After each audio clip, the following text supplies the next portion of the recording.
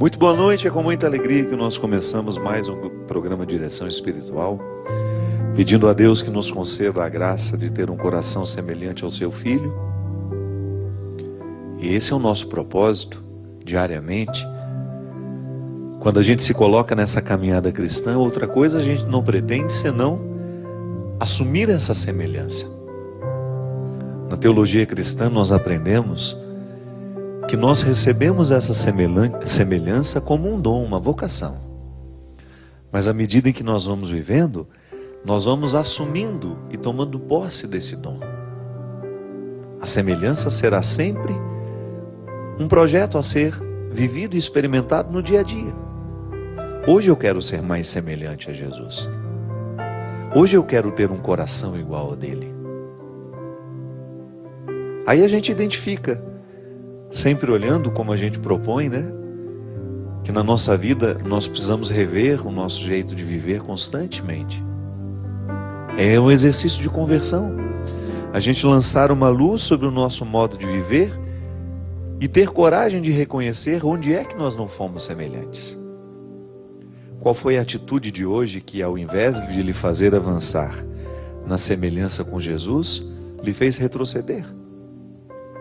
Qual foi a palavra que você disse hoje que não lhe fez ser semelhante a Jesus? Qual foi o pensamento? O que você pensou hoje? Até mesmo na relação com os outros, né? Às vezes nós somos tão cruéis com o que a gente pensa, os nossos preconceitos, as nossas imagens distorcidas do outro. Nós somos muito dissemelhantes, não somos semelhantes a Jesus. Porque se nós olhamos para a maneira como Jesus se relacionava com os seus, era sempre uma postura acolhedora, amorosa, dura às vezes, mas nunca sem perder a ternura e o amor. Aliás, a dureza de Jesus só tinha sentido porque ele queria o bem das pessoas. Às vezes nós somos duros, não é porque a gente quer o bem, é porque nós somos cruéis mesmo. Porque se não temos coragem de olhar para essa crueldade e pensar que ela pode ser dissolvida pela força dessa mística de ter um coração semelhante ao dele. E a palavra tem um trecho muito bonito em que Jesus convida os seus discípulos a viverem essa semelhança. Ela está em Mateus 11, do versículo 25 até o 30.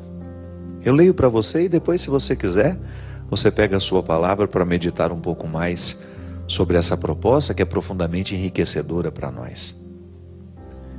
Naquela ocasião, Jesus pronunciou estas palavras: Eu te louvo, Pai, Senhor do céu e da terra, porque escondeste estas coisas aos sábios e entendidos e as revelaste aos pequeninos.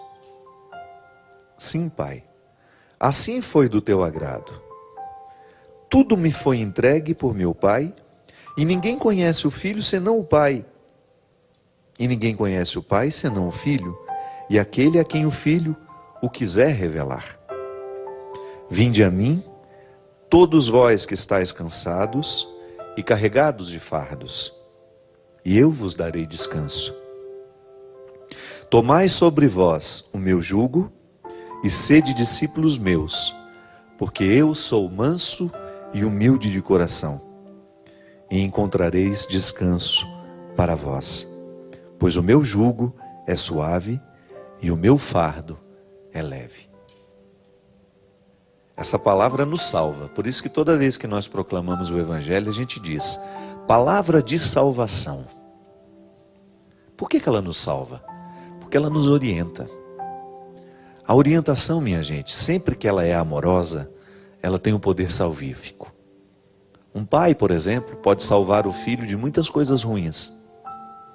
Basta que ele esteja atento à orientação que ele precisa fazer naquele momento da vida da pessoa, do filho.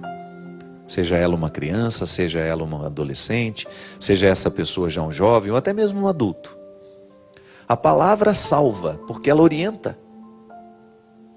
Ela tem o dom de reorientar o caminho. Um pouco antes aqui em Mateus 5, Jesus fala das bem-aventuranças, né? Bem-aventurados. A expressão bem-aventurados também pode ser traduzida como felizes. E ainda pode ser compreendida como bem encaminhado.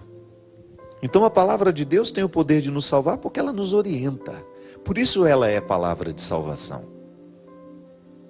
Eu sou salvo toda vez que sou orientado a agir de um jeito certo. Toda vez que eu tenho condições de escolher melhor, eu estou sendo salvo. Eu tive um momento da minha vida, por exemplo, que eu fui salvo das drogas. Estava um pezinho assim, para entrar no contexto da droga.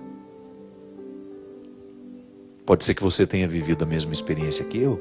Como é que eu fui salvo? Através de uma palavra conselheira. Você sabe por que eu entrei no seminário? Porque eu sempre tive vontade de ser padre. Desde criança, sempre tive vontade de ser padre.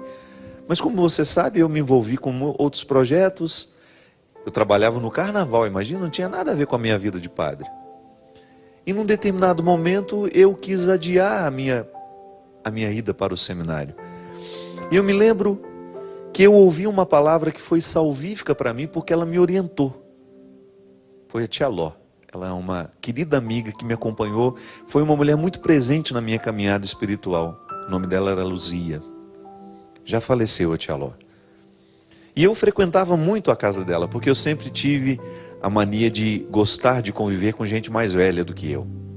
Então eu era muito amigo da Valéria, filha dela, amigo do Paulo César. Eram meus amigos no meu dia a dia, porque tinha mais ou menos a mesma idade que eu.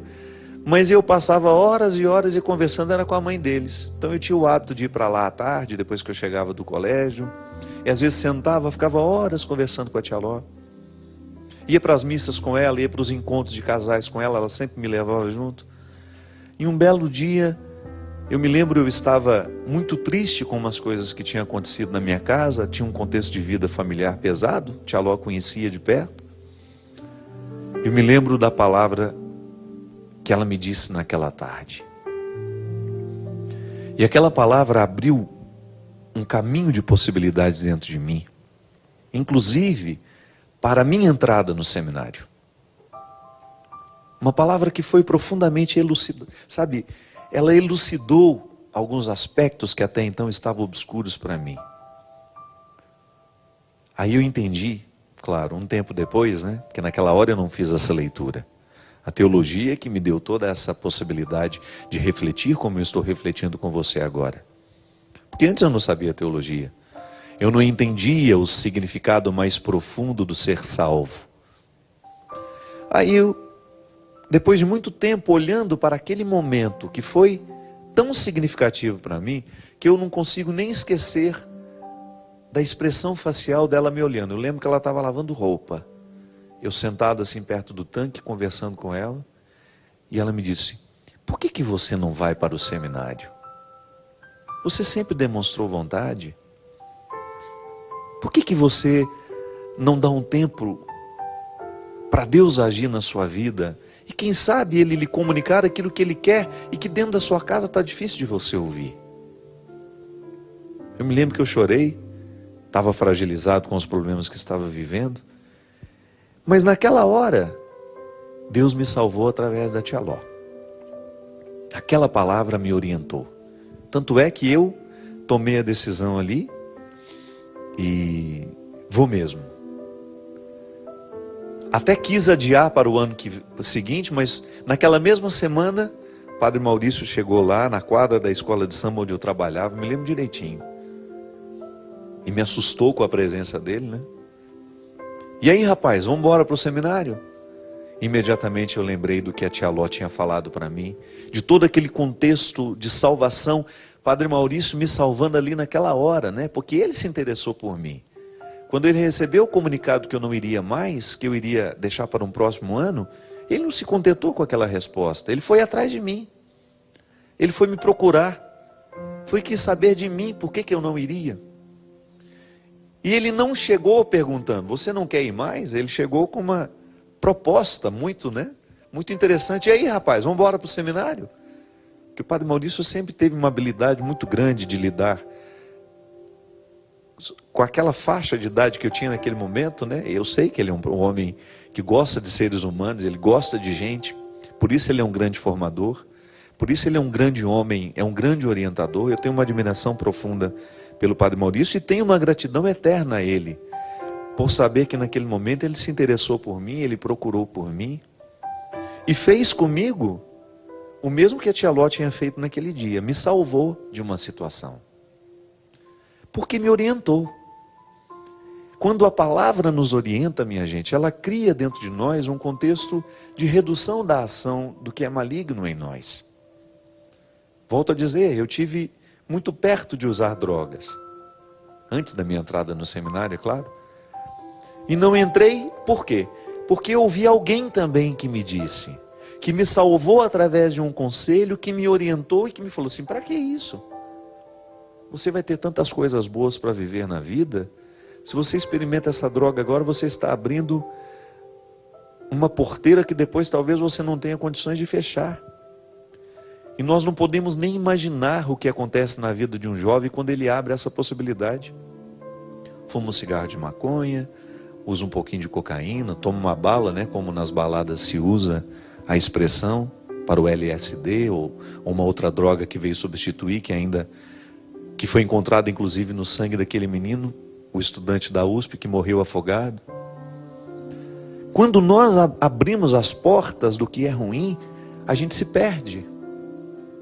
Mas quando uma palavra nos orienta e reata dentro de nós esse compromisso com a vida que todo ser humano deveria zelar para manter, a gente é salvo. Então a palavra é salvífica. A palavra tem o dom de nos colocar dentro de um contexto de transformação, de mudança, que significa também salvação. Por isso que é bom a gente ouvir pessoas que estejam comprometidas com o bem da gente. Ela não vai nos enganar. Por isso é bom conviver, trabalhar, dividir a nossa vida com pessoas que estejam comprometidas com o nosso bem. Porque você vai fortalecendo dentro de você essa salvação. Há muitas pessoas que estão interessadas na nossa perdição, porque não nos amam. Não estão comprometidas com a nossa verdade pessoal, não estão comprometidas com o nosso projeto de vida. Nos tratam de qualquer jeito. Agora aqui, nesse contexto desse evangelho, Jesus está propondo uma salvação muito interessante para os seus discípulos. Ele sabe, ele conhecia os defeitos de cada um. Ele sabia muito bem das mazelas que cada um levava dentro de si. Eram homens frágeis, fracos como nós, como eu, como você. Às vezes a gente olha para os discípulos e nós pensamos que eles eram seres superiores, né? Por isso foram escolhidos. Não. Ali todo mundo pecava do mesmo jeito que nós pecamos. Cometiam erros da mesma maneira como nós cometemos. Não havia ali uma seleção. Aliás, se você for ver a seleção de Jesus, ele não teve critério nenhum, porque ele só chamou de gente que não prestava. Agora, o que ele falava, a maneira como ele era amigo, como ele era próximo daquelas pessoas, era o tempo todo estabelecendo uma conexão para que a salvação acontecesse na vida daquelas pessoas. Ele tem também uma expressão: hoje a salvação entrou nessa casa. Por quê? Porque aquela família foi reorientada. Aquela família foi tocada por uma palavra que provocou nela a mudança. E o que nos salva são as mudanças que nos tornam melhores. E quando Jesus convida esses homens e mulheres que seguiam-no a terem um coração semelhante ao dele, ele não estava propondo um fardo. Ele estava propondo um privilégio. Que às vezes a gente pode ter essa compreensão equivocada de que Deus está nos propondo um fardo. Não. Deus está nos entregando um privilégio.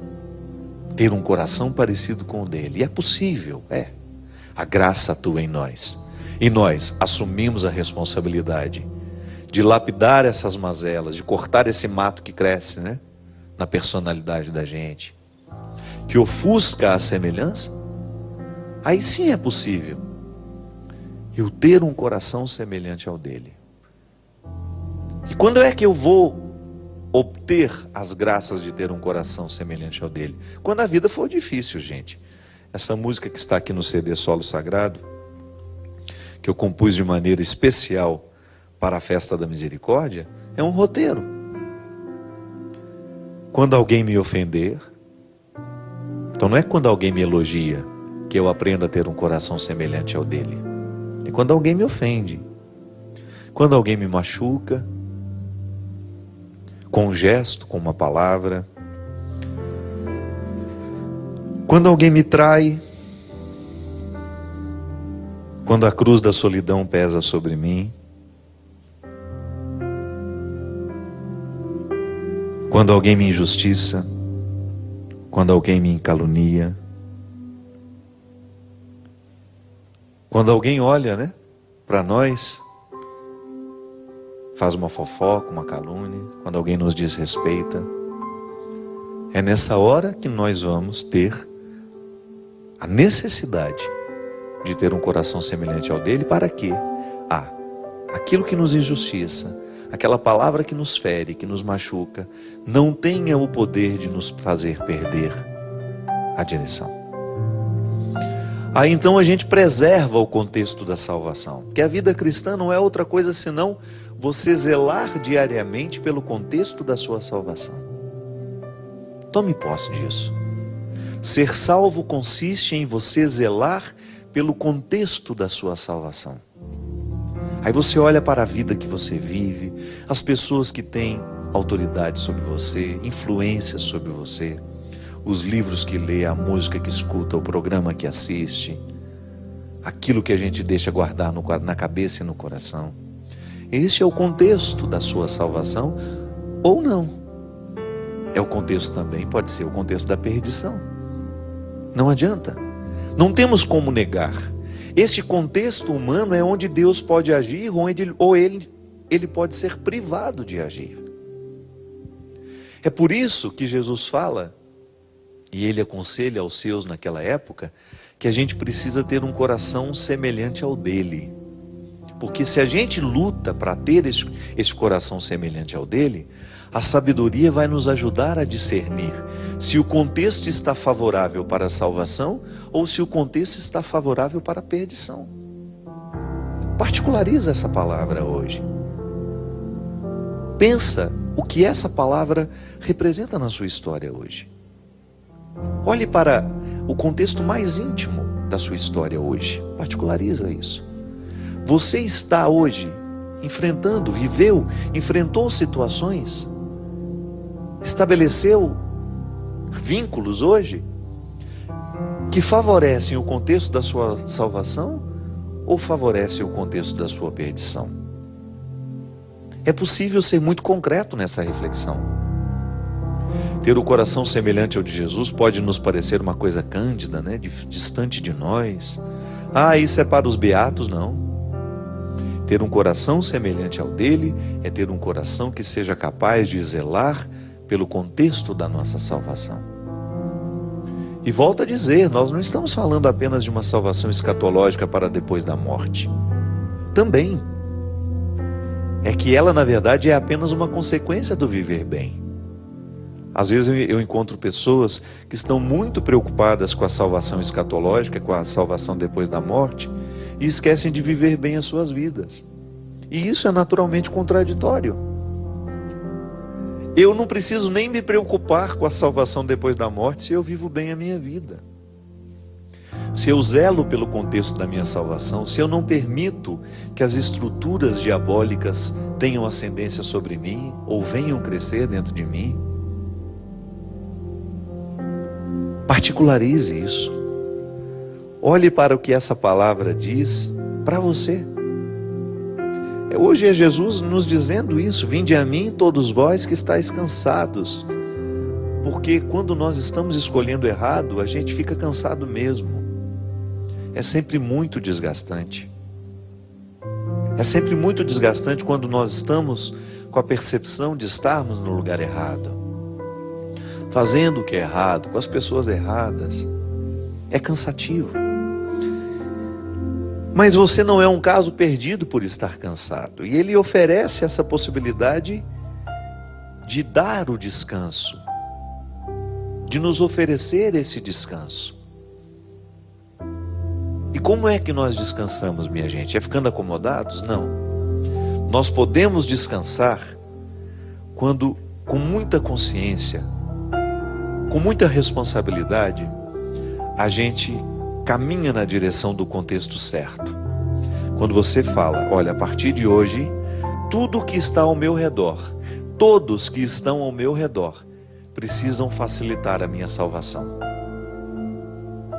Volto a dizer, nós não temos o direito de perder a nossa vida ao lado de pessoas, de situações que nos façam perder. Foi Ele mesmo que nos disse. De nada vale ganhar o mundo se você perder a própria vida.